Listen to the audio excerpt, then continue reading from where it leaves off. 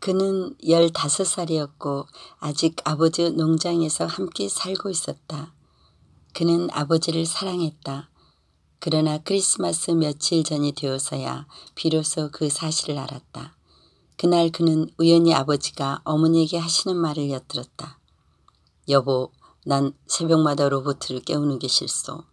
그앤 한창 자라고 있고 잠이 필요한 나이요. 내가 깨우러 갈 때마다 얼마나 곤히 자고 있는지 나 혼자서 소 젖 짜는 일을 할 수 있으면 좋으련만. 그건 불가능한 일이에요, 아담. 어머니의 목소리가 들렸다. 게다가 그 애는 이제 어린애가 아니에요. 제 할 일을 해야 할 때라고요. 그건 그래. 아버지가 마지못해 대답하셨다. 하지만 난 정말 그 애 깨우는 게 싫소. 이 대화를 들었을 때 그는 무엇인가 깨달아지는 게 있었다. 아버지가 그만큼 그를 사랑하고 있었던 것이다. 더 이상 새벽마다 늦장 부리거나 두세 번 아버지가 깨울 때까지 기다릴 이유가 없었다. 그날 이후 그는 아버지가 부르자마자 잠이 가득한 눈을 부비면서도 얼른 일어나 옷을 들쳐 입었다.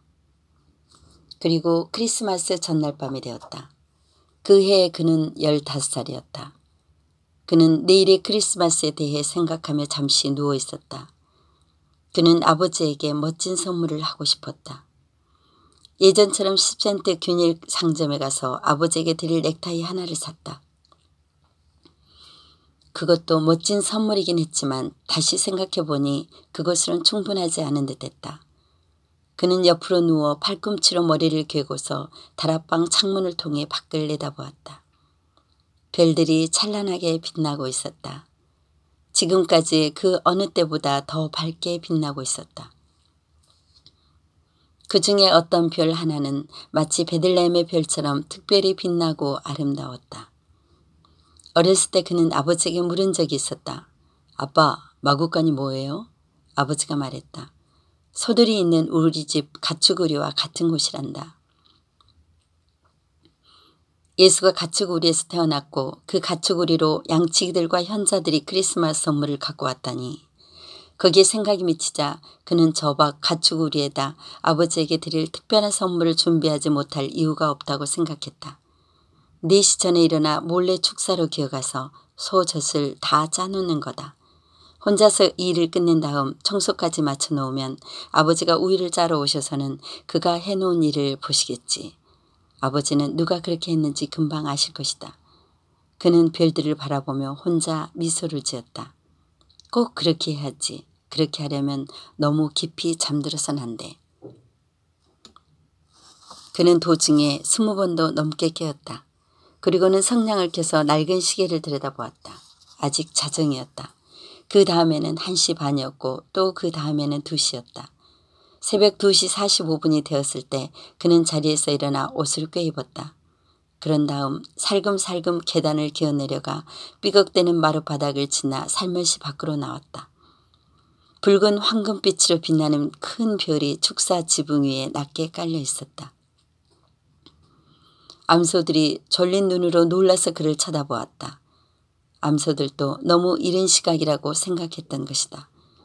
그는 소들에게 건초 도미를 날라준 뒤 소젖 짜는 양동이와 큰 양철 우유통들을 운반해 왔다. 아버지가 놀랄 생각하니 저절로 미소가 떠올랐다. 그는 침착하게 소젖을 짜기 시작했다.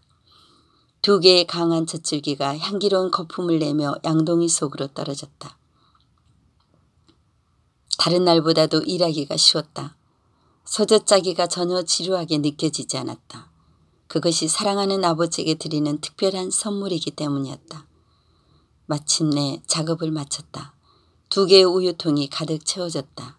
그는 우유통 마개를 닫은 다음 우유 보관 창고로 옮겨다 놓았다. 그리고 조심스럽게 문을 닫았다. 빗장을 거는 것도 잊지 않았다. 연장들도 문 옆 제자리에 갖다 놓고 양동이는 깨끗이 씻어 걸어두었다. 마지막으로 그는 축사를 나와 문을 닫아 걸었다. 방으로 돌아온 그는 숨을 겨룰 필요도 없이 얼른 옷을 벗고 침대 속으로 뛰어들었다. 아버지가 일어나는 기척이 들렸기 때문이었다. 그는 헐떡거리는 숨을 감추려고 이불을 머리까지 뒤집었었다. 그 순간 문이 열렸다. 로버트! 아버지가 그를 소리쳐 불렀다. 오늘이 크리스마스인 걸 안다만 우린 일어나서 우유를 짜야 한다. 어서 일어나라 얘야.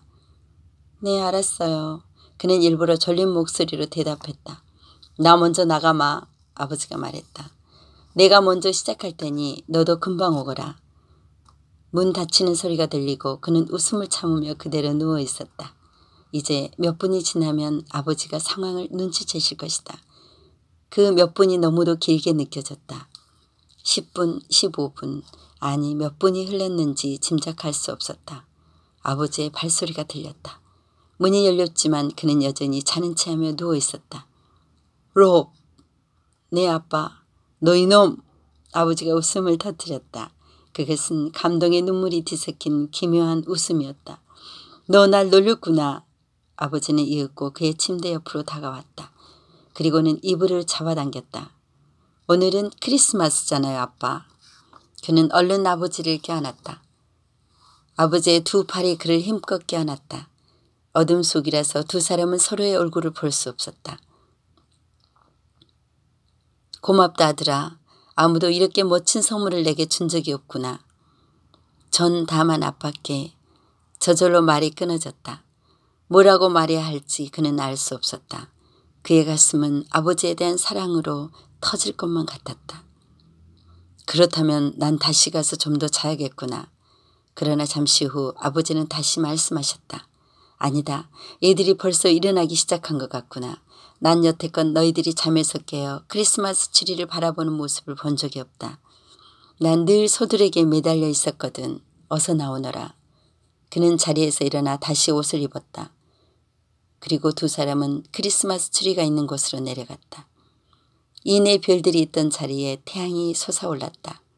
얼마나 멋진 크리스마스 아침이었던가. 아버지가 어머니와 식구들 앞에서 그가 한 일을 설명했을 때 그는 부끄러움과 자랑스러움으로 다시금 가슴이 터질 것만 같았다. 내가 받아본 최고의 크리스마스 선물이다. 매년 크리스마스 아침이 되면 너의 선물을 기억하마. 로버트, 내가 살아있는 한 말이다. 폴 에스버그의 크리스마스 아침이라는 작품의 한 부분이다. 크리스마스라는 단어는 그 자체만으로도 선물.